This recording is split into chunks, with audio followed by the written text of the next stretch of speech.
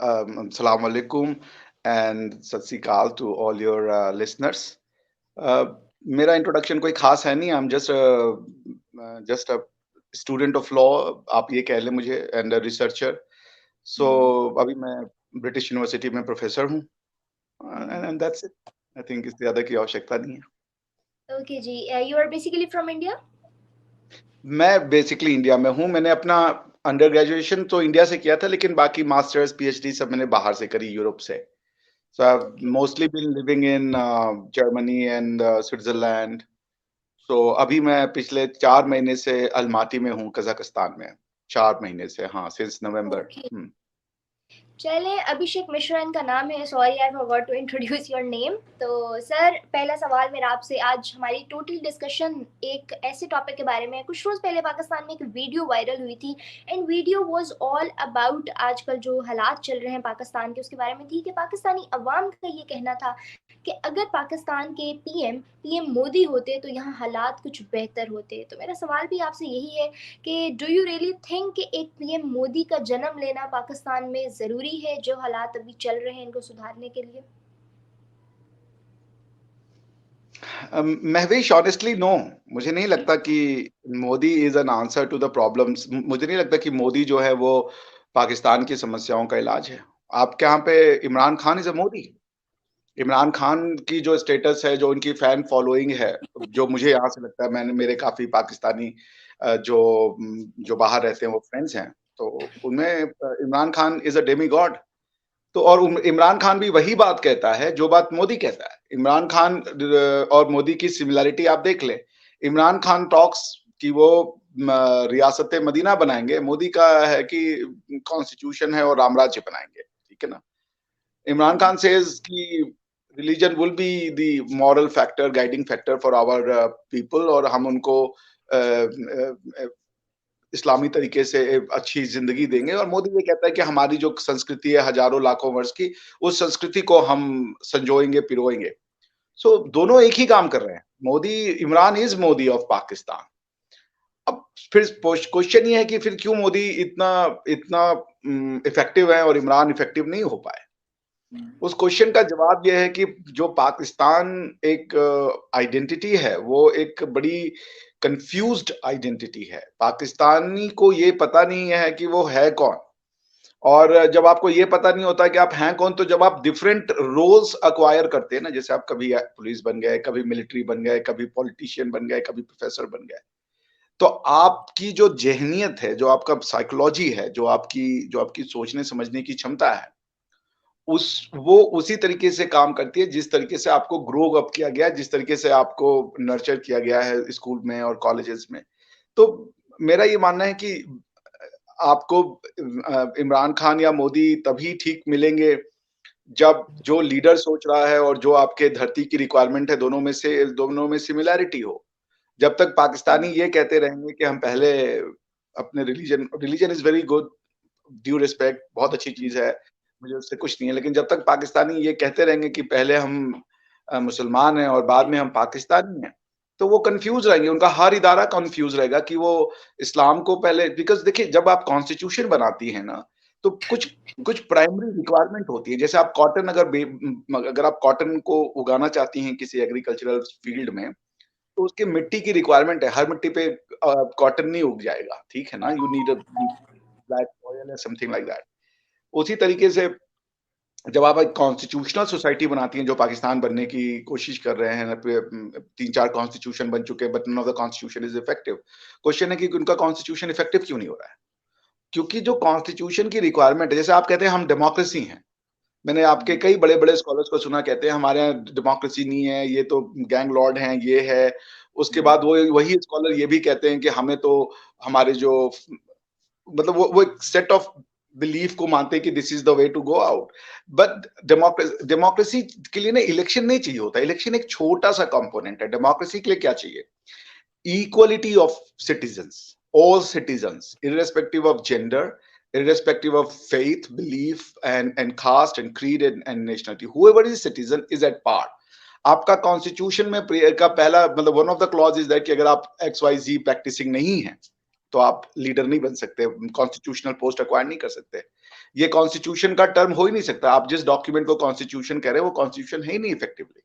That is not constitution. Constitution आया क्यों था पता है आपको? कॉन्स्टिट्यूशन इसलिए आया था कि पहले जो before the constitutional society started coming up, जबकि लोगों ने ये डिसाइड किया कि हमें किस तरीके का इंस्टीट्यूशन चाहिए, उसके पहले रिलीजन के थ्रू एम्पायर्स बनाया करते थे लोग। एक आदमी कोई एक्स वाई जी जगह से उठता था, वो पूरा जो जो जगह जीत जाता था वो उसके अंडर में आ जाता था, फिर वहां के लोगों का कल्चर, भाषा, सब कुछ उस राजा के हिसाब से हो जाता था। यूरोप इसकी वजह से काफी परेशान रहा। आर्ट अगर आप देखें, treaty of I don't know, आप कभी पढ़िएगा ट्रीटी ऑफ वेस्टफालिया के बारे में, कि 9 साल 10 साल तक या 8 साल तक प्रोटेस्टेंट और कैथोलिक्स के बीच में खूब मारकाट हुई। अंत में ट्रीटी ऑफ वेस्टफालिया साइन किया उन्होंने कहा कि भाई रिलीजन को पॉलिटिक्स से दूर करो। पहला स्टेप था, ऐसा नहीं था कि सारा सब कुछ वहीं से हो गया। पहला स्टेप उन्होंने ये किया कि किंग का रिलीजन और सिटीजन का रिलीजन से कोई लेना देना नहीं होगा। किंग का रिलीजन एक्स हो सकता है, सिटीजन का रिलीजन वाई हो सकता है, दोनों एक साथ एग्जिस्ट करेंगे, किंग इंपोज नहीं करेगा। पहले होता था कि जो किंग का रिलीजन है वो वही सिटीजन का भी होना है। सो इन इन थ्योरीज से निकलने के लिए कॉन्स्टिट्यूशनल सोसाइटी लाया गया। उसकी प्री रिक्विजिट है democracy comes with a package, comes with a set of things. अब उसमें से आपने इलेक्शन को ले लिया है, बाकी सबको आपने झाड़ू लगा के बाहर कर दिया और आप कह रहे हैं कि आप एक डेमोक्रेटिक सेटअप है। Election is not democracy unless until every man and women living on the territory of Pakistan is equal, is without fear कि वो किसको मान रहा है, and without being और स्टेट को चिंता नहीं होनी चाहिए कि भाई फलाना फलाना क्या सोच रहा है, उसके दिमाग में कौन सा रिलीजन चल रहा है। अगर आतिफ मियाँ को आप इलेक्शन में जीतने के बाद अपने इकोनॉमिक बोर्ड में लाते हैं क्योंकि वो एक टैलेंटेड पाकिस्तानी है, टैलेंटेड इंडिविजुअल है, तो अब आप उनसे इकोनॉमिक सलाह इसलिए नहीं लेंगे क्योंकि उनकी रिलीजियस बिलीफ कुछ और है। अब आप फिर उन्हीं से फिर तो आपके पास ऑप्शन क्या बचा कि जिनकी जी जी बोलिए आपकी बोलिए बात बोलिए। काट रही हूँ। यहाँ पे आपने एक रिलीजन को पॉइंट आउट किया कि पाकिस्तानियों की सोच ऐसी है कि रिलीजन कम्स फर्स्ट, मतलब religion is before nation. Sir, जिन लोगों की ये सोच है कि रिलीजन कम बिफोर नेशन, अगर वो लोग खाली रिलीजन को भी देखें ना, ट्रू इस्लाम को, तो इस इस्लाम भी सबसे पहला जो अकीदा सिखाता है ना, वो इंसानियत का सिखाता है। ह्यूमैनिटी तो लेकर आओ अपने अंदर। तो नहीं ठीक है, जो लोग इस्लाम की भी इवन बात करते हैं ना, वो ह्यूमैनिटी को साइड पे रख के बात करते हैं। हर किसी के अपने कंफर्ट जोन के मुताबिक उसका रिलीजन है। तो don't you think so that things are defined wrong? नहीं देखिए ऐसा है कि अरेबिक रिलीजन, अरेबिक इस्लाम अलग है और आपके यहाँ का इस्लाम अलग है। उसका रीजन है, जैसे आप अरब में जाए, यूएई में अरबों से ज्यादा नॉन अरब्स रहते हैं, कतर में अरबों से ज्यादा नॉन अरब रहते हैं, ठीक है ना। तो वो नंबर को लेके फैसिनेटेड नहीं है कि हमारी नंबर कम हो रही है तो हम इनसिक्योर हो गए, ठीक है। लेकिन आप हमारे इलाके में आ जाए तो नंबर को लेकर के एक बहुत ज्यादा देयर इज एन ऑब्सेशन कि we are growing in number. ये आपको अरब्स में नहीं मिलेगा, they are very less in number. और उनकी कंट्री में कई कंट्रीज ऐसी हैं अरबियों की जिसमें अरबों से ज्यादा नॉन अरब रहते हैं, ठीक है। सो मैं रिलीजन को पॉइंट आउट नहीं कह रहा हूँ, मैं कह रहा हूँ जो कॉन्स्टिट्यूशन जिसको आप कहती है ना, जो आपकी डेमोक्रेसी, आपके स्टेट की फंक्शनिंग का टूल है, आपका ये स्टेटमेंट कि मेरा टूल पहले रिलीजन है, तो आपको रिलीजियस डॉगमास लाने पड़ेंगे, ठीक है ना। आप कितनी भी इंसानियत कर लें, लेकिन at the end of the day अगर आपका कॉन्स्टिट्यूशन, लेट्स से आपका पहला कॉन्स्टिट्यूशन है, मैं कहता हूं मैं पहले मुस्लिम हूं तो मेरा कॉन्स्टिट्यूशन पहले फिर कुरान हो जाएगा, क्योंकि मैं मुसलमान तो कुरान की वजह से बना ना। और मेरा दूसरा कॉन्स्टिट्यूशन ऑफ पाकिस्तान होगा। अब अगर जहां कॉन्स्टिट्यूशन ऑफ पाकिस्तान में और कुरान में कॉन्फ्लिक्ट होगा तो one has to be you know think. तो मेरे कहने का मतलब ये है कि आपको कॉन्स्टिट्यूशन अगर बनाना है तो पहले पढ़ें कि कॉन्स्टिट्यूशनल सोसाइटी क्यों लाई गई, कॉन्स्टिट्यूशन सोसाइटी की रिक्वायरमेंट क्या थी। अगर कॉन्स्टिट्यूशन नहीं होता तो क्या पाकिस्तान नहीं चलता? इंग्लैंड में कॉन्स्टिट्यूशन नहीं है, यूके में there is no constitution but they function, Israel में कॉन्स्टिट्यूशन नहीं है बट दे फंक्शन, न्यूजीलैंड में कॉन्स्टिट्यूशन नहीं है बट दे फंक्शन। तो अगर पाकिस्तान में कॉन्स्टिट्यूशन नहीं होता तो क्या पाकिस्तान फंक्शन करता? और अगर करता तो कैसे करता? ये एक प्रश्न तो अपने आप से पूछे ना, आप लोगों को पूछना पड़ेगा। तो ये लीडर का फुकदान नहीं है, ये फुकदान है एक माइंडसेट बनाने का। रिलीजन, आप इस्लाम बहुत अच्छा रिलीजन है, लेकिन उसको पर्सनल अफेयर में ले जाइए कि हमारे और अल्लाह के बीच की दोस्ती है, उसके अलावा उस फैक्टर में इंटरफेरेंस स्टेट का नहीं होना चाहिए।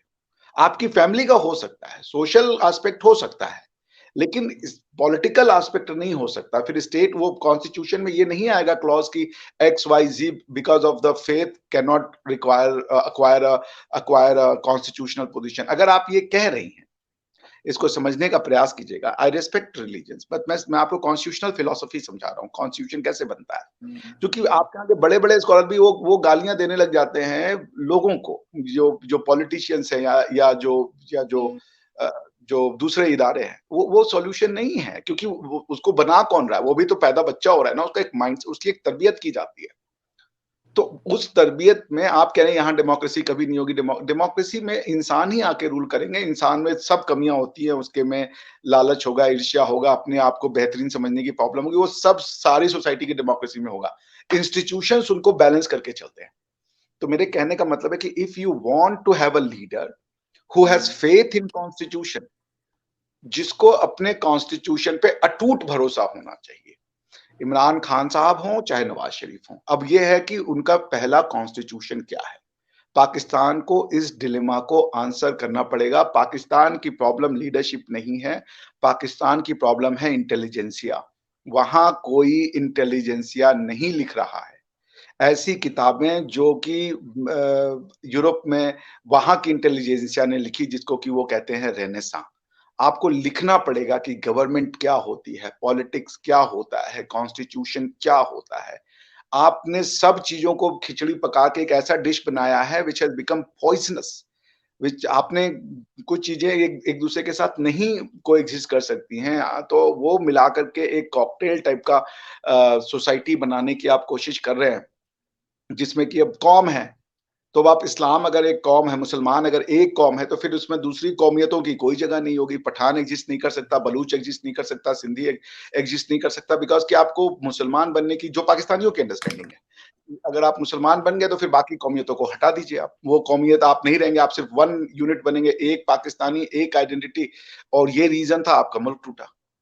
तो मेरे कहने का, आप चूँकि आप लोग यंग जनरेशन हो, तो मैं आप लोग को रिक्वेस्ट करूँगा, आप लोग सपना छोड़ दें कि मुझे कोई इनोवेशन करना है, मतलब बहुत से लोग करेंगे, लेकिन आप जैसे बच्चे जो हैं, वो लोग लिखें और पढ़ें, लीक से हट के, सब पढ़िए, सब, कोई there is no end and there is no beginning of education, सब पढ़िए तो सर शायद आप। यहाँ पे एक बात कहना चाहूंगी, जैसे आपने अभी बात की कि यहाँ पे जो है ना, एक बंदे के हाथ में लीडरशिप होती है और उसको सोचना पड़ेगा कि उसने टॉप पे किसको इन्वेस्ट करना है। लेकिन यहाँ पे जिस तरह से पार्टीज बना दी गई हैं पाकिस्तान में, आई डोंट थिंक सो कि पीएम जो है सबसे ज्यादा पावरफुल है। आई थिंक कि यहाँ पे जैसे तहरीक लब्बैक वाले हैं या इस तरह के डिफरेंट पार्टीज हैं, they are more powerful than our prime minister. तो ऐसे में डू यू रियली थिंक कि किसी को भी अपने पॉलिटिशियंस को ब्लेम करना चाहिए या अवाम खुद भी रिस्पॉन्सिबल? देखिए क्या महवीश, हमारे यहाँ भी यही है, बहुत से पॉलिटिशियन है, कोई लीडर नहीं है। ये मोदी इसलिए स्ट्रांग बन गया क्योंकि उनके 300 प्लस सीट आ गई। अभी मोदी का 200 सीट होता, Modi is the weakest, Modi would have been the weakest prime minister. Atal Bihari Vajpayee जीते थे 190 सीट लेकर के, उन्होंने एनडीए बनाने की कोशिश की थी, 13 दिन में गवर्नमेंट गिर गई। उसके बाद फिर कोशिश की, 1 साल में गवर्नमेंट गिर गई। तो मगर आप देखिए कि हमारे यहाँ पे, देखिए हम लोग एक ही है ना, आई होप आप इतना तो मानती हैं कि हमारा आपका इतिहास तो एक है, ठीक ऐसा है। ही है, बहुत बहुत हद तक रेलेवेंट। तो हमारे यहाँ पे देखें, जैसे आपके यहाँ तहरीके लब्बैक बन रही है, हमारे यहाँ क्या बन रहा है? Political party. हमारे यहाँ बन रहा है समाजवादी पार्टी, बहुजन समाजवादी पार्टी, तमिल काजगम और एंड ऑल दैट। ये समाजवाद, सोशलवाद, ये थ्योरी से लोग, कम्युनिज्म, इससे लोग पॉलिटिकल पार्टीज बना रहे हैं। आपके यहाँ पे तहरीके लब्बैक बन रहा है, या दूसरी जो भी पार्टियां हों जो बन रही है, जो आप खुद बता रही कि वो बन रही हैं, तो वो पॉलिटिकल पार्टी बन रही हैं, तो पॉलिटिक्स में उनका एंट्रेंस क्यों हो रहा है? और अंतर यह है कि क्या तहरीके लब्बैक को पार्टी बनाने का हक नहीं है? बिल्कुल हक है। तो आप जब तक ये नहीं समझेंगी कि आपके पास एक मॉड, मेरे पास कुछ सिखाने का नया नहीं है, पाकिस्तान के पास एक मॉडल यूरोप के फॉर्म में मौजूद है, किताबें लिखी हुई हैं, आपको कुछ करना ही नहीं है। उन किताबों को अपने यहाँ पे जस का तस लागू करके वैसे 2-3 जनरेशन का माइंडसेट बनाना पड़ेगा आपको। जिसमें कि कुछ लोग होंगे जो बहुत रिलीजियस होंगे, उनका उनका बेंट हो जाता है, इंसान कब किधर चला जाए उसका दिमाग उसके बस में नहीं रहता।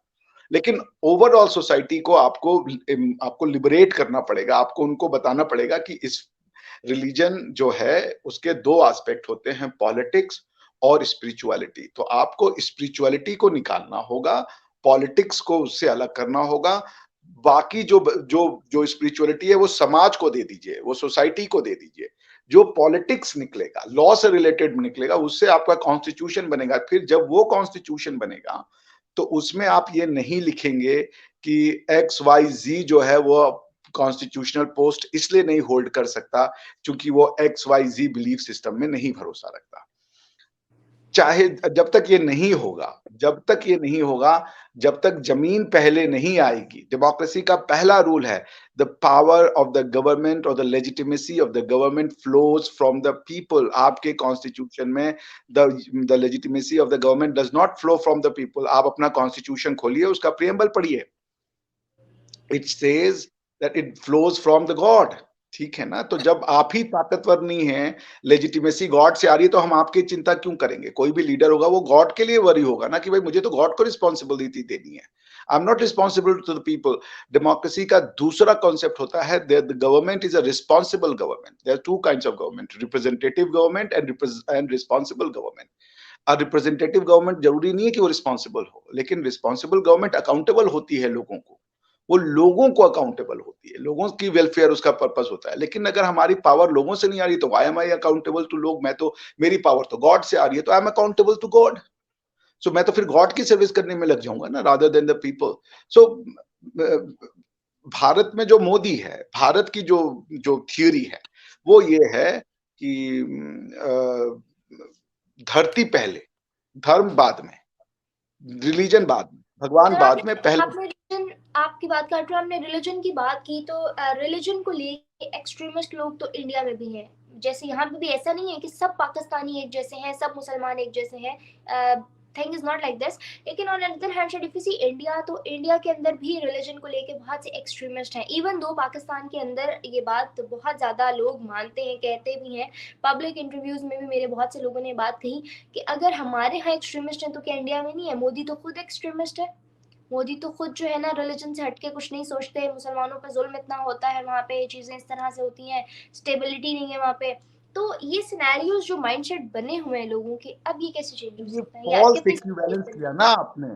मोदी इज अ फासिस्ट, मान गए। गांधी, गांधी क्या थे आपके नजर में? गांधी और नेहरू क्या थे? अगर आप, Modi is a fascist, Modi is a religious bigot, I accept it. What about Gandhi? तो गांधी के इज आल्सो अ फासिस्ट। बराबर में उस टाइम में तो कायद भी थे ना फिर।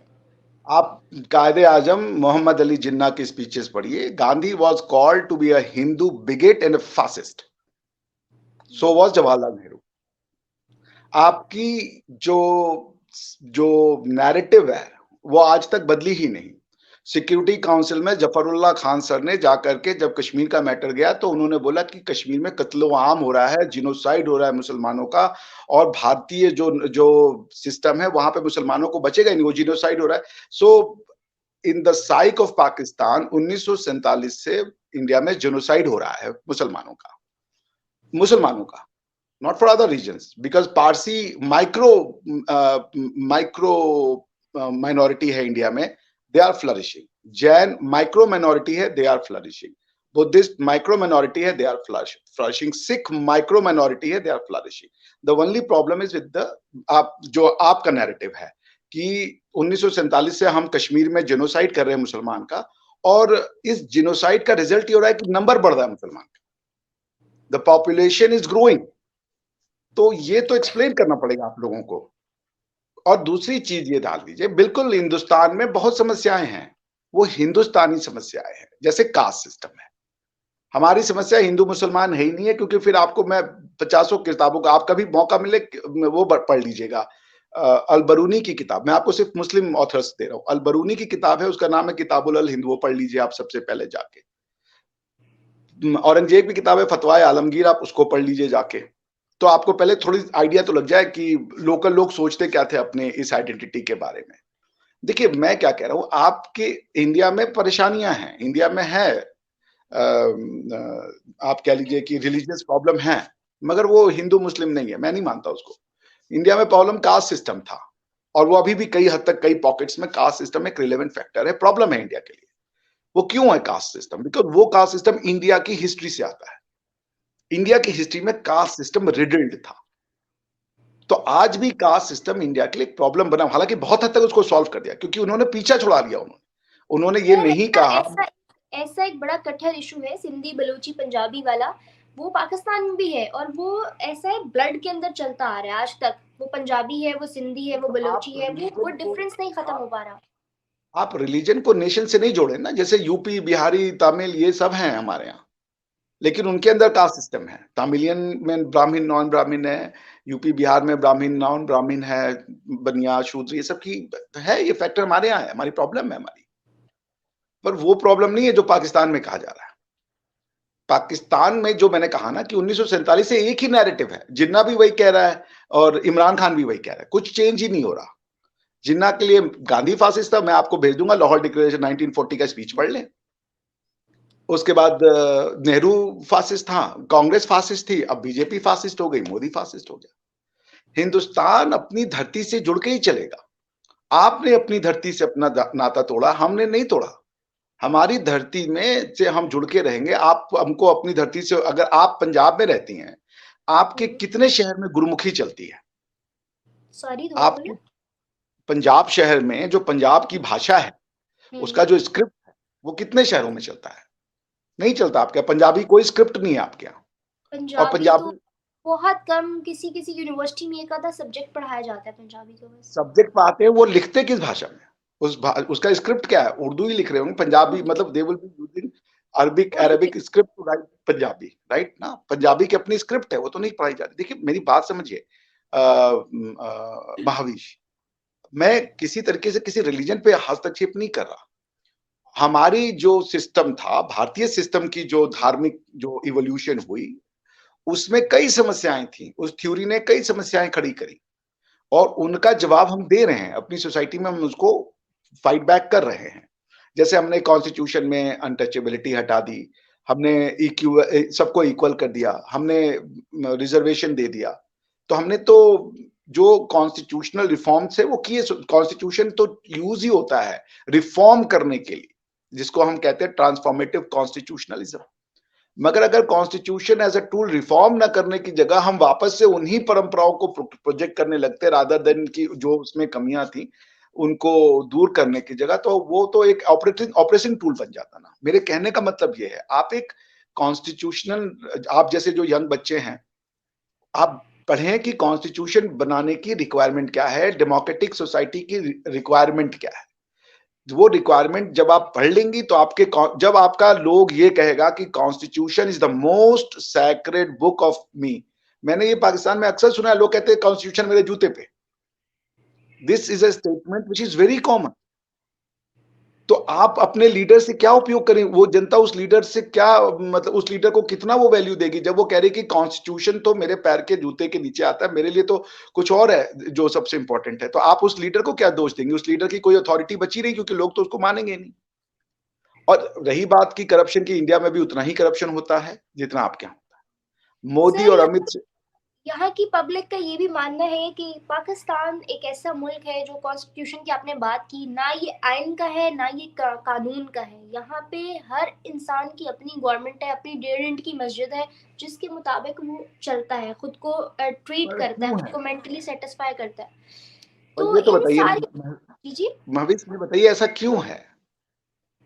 यही सवाल मैं आपसे करने जा रही थी कि आपकी नज़र में ये जो सारी तमाम बातें आपने कही, डेमोक्रेसी नहीं है, कॉन्स्टिट्यूशन नहीं है, उस पे वर्कआउट नहीं होता, जिना से लेके आज तक उन्हीं चीज़ों का रोना चलता आ रहा है, क्या अब भी इसका एंड नहीं होगा? क्योंकि पाकिस्तान तो डिफॉल्ट होने को आ गया, अब भी खत्म नहीं होगा तो कब होगा? पाकिस्तान शुरू से डिफॉल्ट रहा है, आप हिस्ट्री से लेसन नहीं लेते। पाकिस्तान जब बना, गांधी जी की जो जो हत्या की गई, जब बड़ा अनफॉर्चुनेट इंसिडेंट था। गांधी जी बहुत महान नेता थे और बड़ा दुखद था, लेकिन गांधी जी की जो हत्या हुई उसका एक रीजन ये था, वो कह रहे थे कि 55 करोड़ पाकिस्तान को दिया जाए, और जो लोग थे वो बहुत दुखी थे कि हमारे देश का बंटवारा हो गया। जैसे पाकिस्तान जब टूटा होगा, जो 1971 में लोग होंगे, उनके दिल पे क्या गुजरी होगी तो वही लोग जानते हैं। तो वो बहुत दुखी थे। तो वहां पाकिस्तान में बैंकरप्ट हुआ 55 करोड़ में। पाकिस्तान का बर्थ बैंकरप्सी में हुआ है। पाकिस्तान जब बन गया, उसके बाद पाकिस्तान की प्रायोरिटी ये नहीं रही कि हमें इकोनॉमिक रिफॉर्म लगाना है या हमें अपने लोगों का वेलफेयर करना है। उनका आप पाकिस्तान बनने के बाद पहला काम क्या किया गया? कश्मीर के ऊपर आक्रमण। दूसरा काम क्या किया गया कि सऊदी अरेबिया से, वहां से इस्लामिक स्कॉलर बुलाए गए और ये पूछा गया कि पाकिस्तान को इस्लामिक कैसे बनाया जाएगा। आप जाके रिपोर्ट पढ़ लीजिएगा, 1949 की या 50 की ये रिपोर्ट है। उन्होंने सऊदिया से लोगों को बुलाया। अब सऊदी बताएंगे कि पाकिस्तान कैसे बनेगा।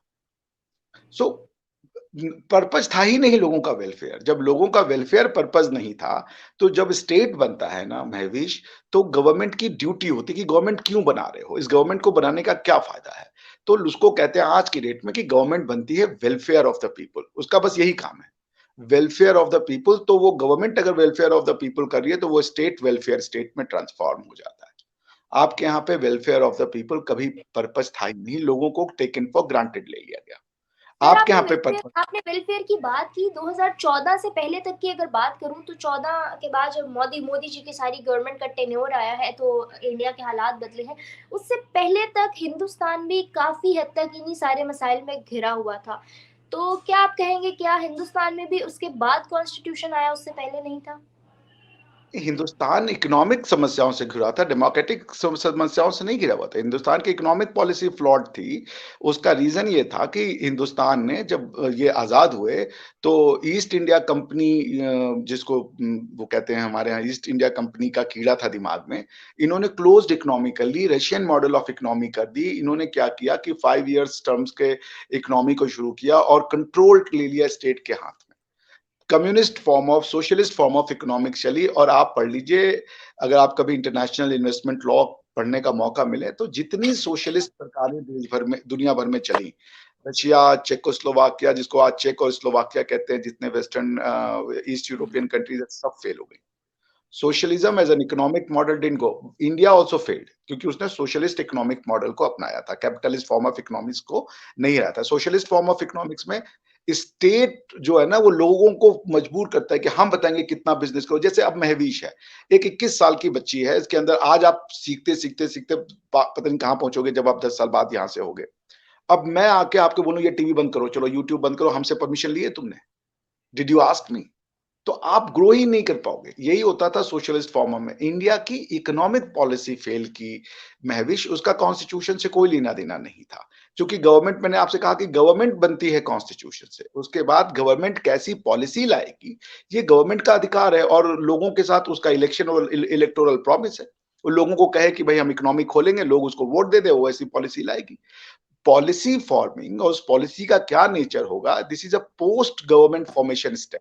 It's not a pre-governmental formation step. The question that we are discussing, what forms the government? From where does the government gets its legitimacy?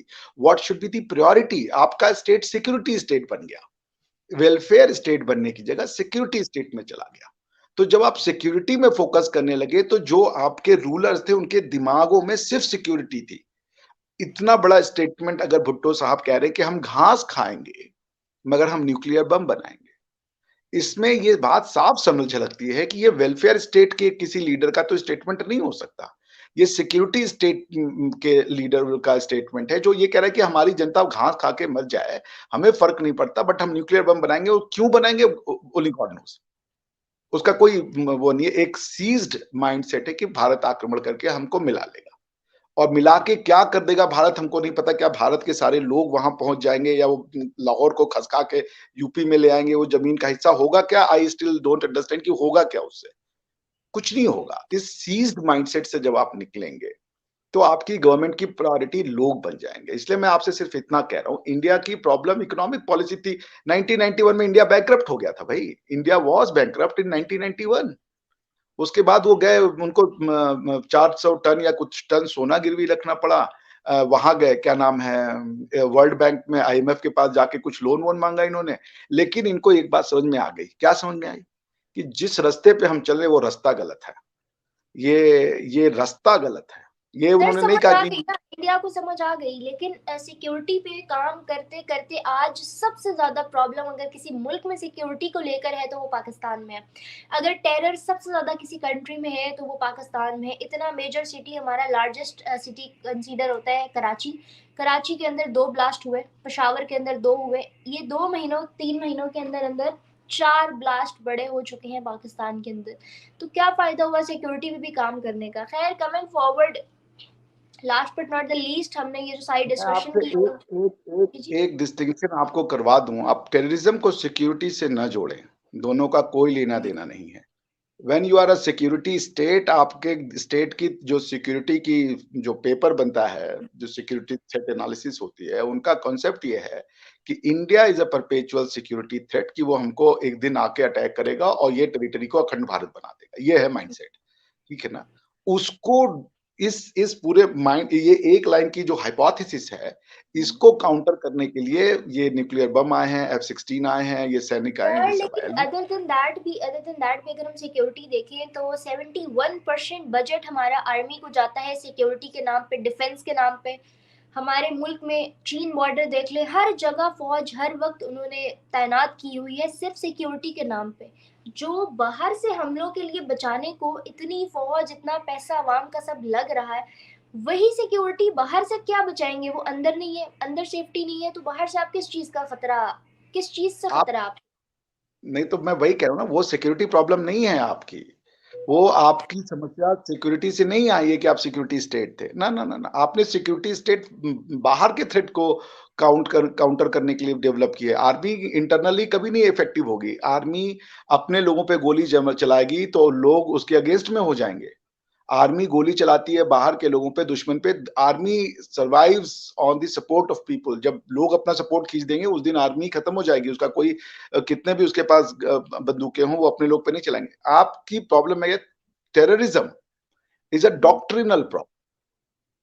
Security state कि हमको एक बड़ी फौज चाहिए और हमको न्यूक्लियर बम चाहिए, ये डॉक्ट्रिनल प्रॉब्लम नहीं है, ये एग्जिस्टेंशियल प्रॉब्लम है कि हमारी स्टेट के एग्जिस्टेंस के लिए इस आर्मी का मेंटेनेंस जरूरी है।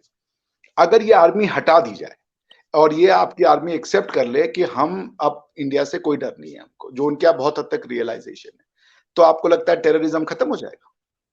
नहीं खत्म होगा।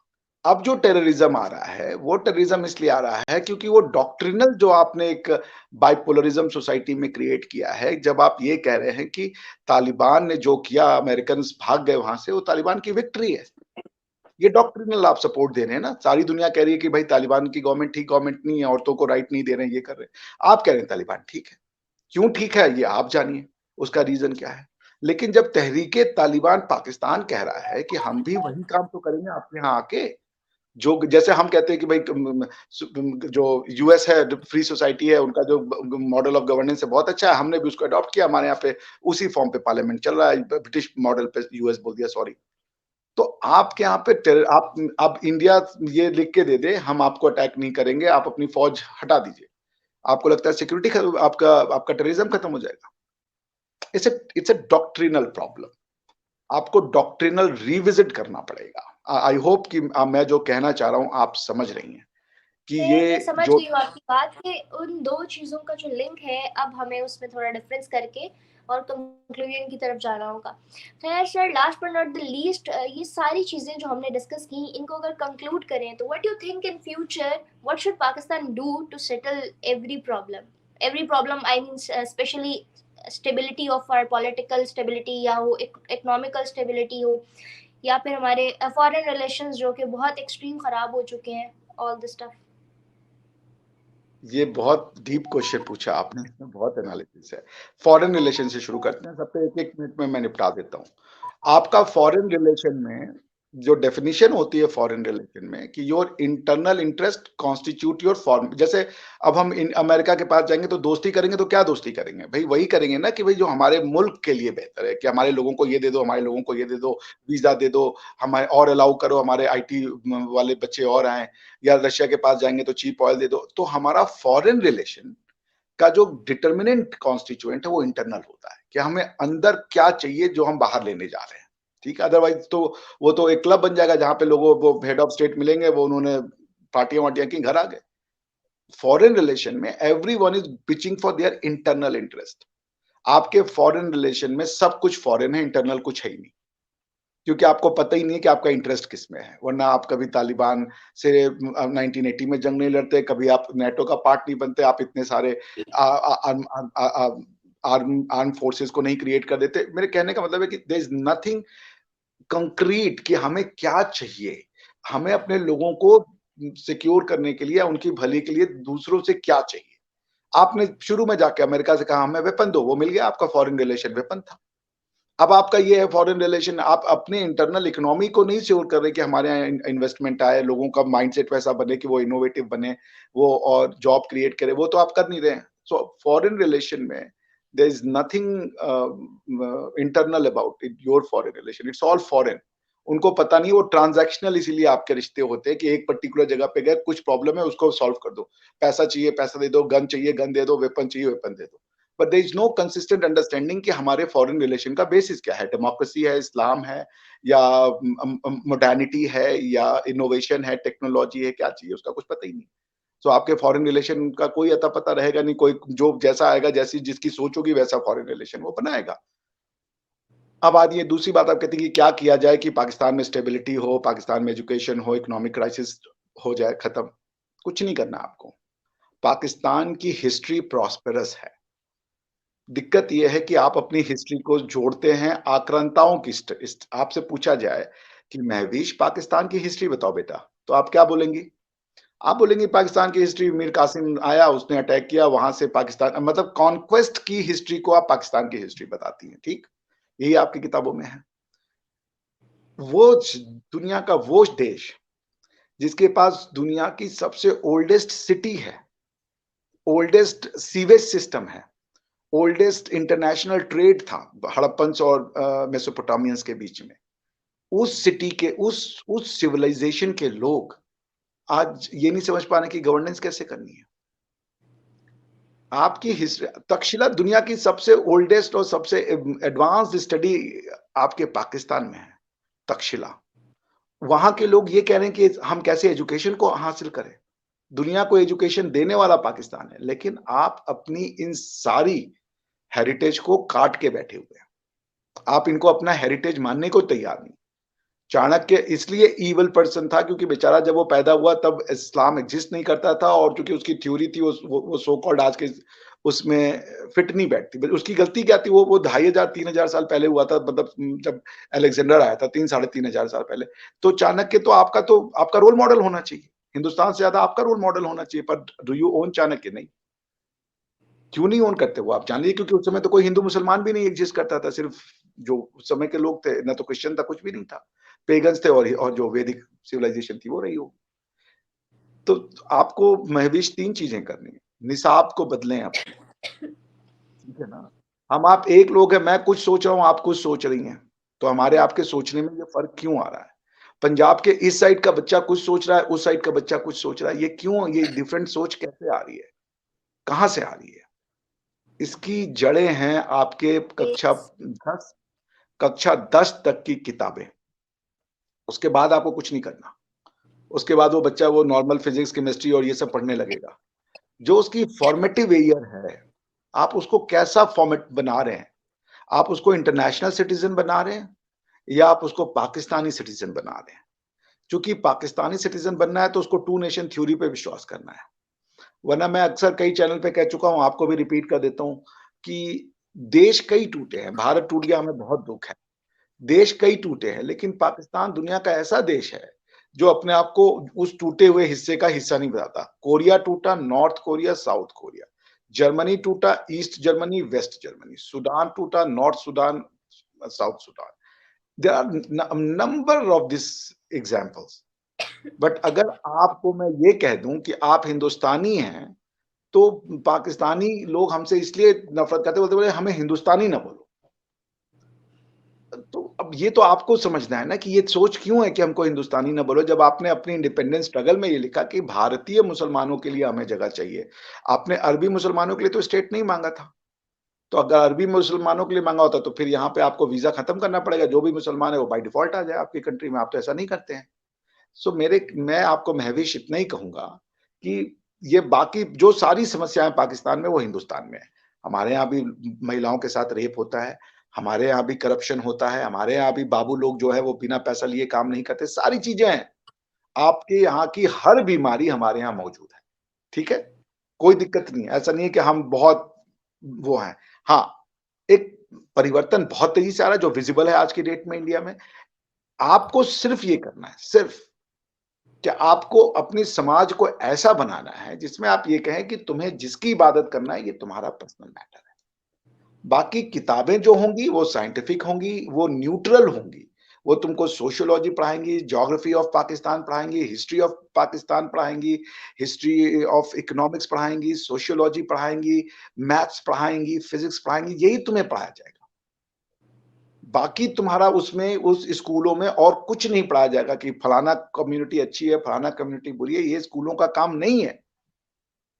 आप जिस दिन ऐसी ज़हनियत तैयार करेंगे, आपके यहाँ पे मोदी आ जाएंगे अपने आप। मोदी अपनी ज़मीन से जुड़े हैं। इमरान खान अपनी ज़मीन से ज़्यादा अपने रिलीजन से जुड़ गए हैं। वो रियासत मदीना बना रहे हैं पाकिस्तान में। आप क्यों नहीं तक्षशिला बना रहे हो भाई? आप रियासत मदीना अरब में बनेगा ना, पाकिस्तान में कैसे बन जाएगा? मेरी समझ में नहीं आता। तो आपको ये डिसाइड करना है। मैं ये नहीं कह रहा हूँ कि रियासत मदीना एक बहुत अच्छा स्टेट था, बहुत सोशल वेलफेयर के काम में, it was a ideal state for any community, इसमें कोई दो राय नहीं है। लेकिन उसकी ज्योग्राफिकल लोकेशन तो नहीं है ना यहाँ पाकिस्तान में। आप मौर्यन एम्पायर बना सकते हैं, आप लाहौर का जो है वो भगवान राम के बेटे के नाम पे है। तो क्या आप अपनी हिस्ट्री से डिस्कनेक्ट होकर के अच्छे लीडर बन जाएंगे? दैट्स व्हाट, और कुछ नहीं है। मैं आपको गारंटी दे रहा हूं, आप ये कीजिए, आपके पास हिस्ट्री इतनी रिच है, इतने इंटेलेक्चुअलिज्म से भरी हुई है। दुनिया का ओल्डेस्ट यूनिवर्सिटी तक्षशिला आपके पास है। दुनिया की पहली पॉलिटिकल बुक अर्थशास्त्र, जो मैकियावेली की किताब और ये सब किताबें उसके सामने बहुत छोटी हैं, वो वहां लिखी गई। जिस कंट्री ने, जिस धरती ने अर्थशास्त्र जैसी पॉलिटिकल बुक, कॉन्स्टिट्यूशनल बुक दी, उस वो कंट्री आज, वो धरती आज एक कॉन्स्टिट्यूशन नहीं बना पा रही। तो ये तो आपको सोचना होगा ना कि गलती कहां हो रही है। आपके पास सब मौजूद है, आपको खाली उसको उठा के एम्ब्रेस करना है। हमारे यहाँ एक संस्कृत में वो है, क्या कह लें उसको, वर्ड्स कह लें, जननी जन्मभूमिश्च स्वर्गादपि च गरीयसी। इसका मतलब ये होता है कि माँ और मातृभूमि ये स्वर्ग से भी बड़ी। तो मातृभूमि से आपको जुड़ना पड़ेगा। आप ये आपको कोई और नहीं बना। आपका जो जो जो रिलीजियस एस्पेक्ट है वो अल्लाह ही रहेंगे, वो सब वही रहेगा। वो ईद होगी, वहां बड़े अच्छे जो प्रेयर होते हैं। लेकिन आपका जो पॉलिटिकल एस्पेक्ट है, जो हिस्टोरिकल एस्पेक्ट है, जैसे मैं यहाँ कजाकिस्तान में बैठा हूँ, लोग अपनी हिस्ट्री से मिंगल्ड हैं, इनको कोई दिक्कत नहीं है कि इनकी एक अलग हिस्ट्री है जो इस्लाम के पहले की हिस्ट्री है। दोनों एक साथ कोएग्जिस्ट करते हैं, बहुत अच्छा सोसाइटी है। तो मैं आपसे मैं किसी, हमारे यहाँ भी बहुत, हमारे धर्म में प्रॉब्लम थी, बहुत प्रॉब्लम, कास्ट सिस्टम और इतनी ज्यादा समस्या थी, लेकिन हम उससे लड़ रहे हैं। आप उन समस्याओं से लड़ रहे हैं जो आपकी समस्या नहीं है।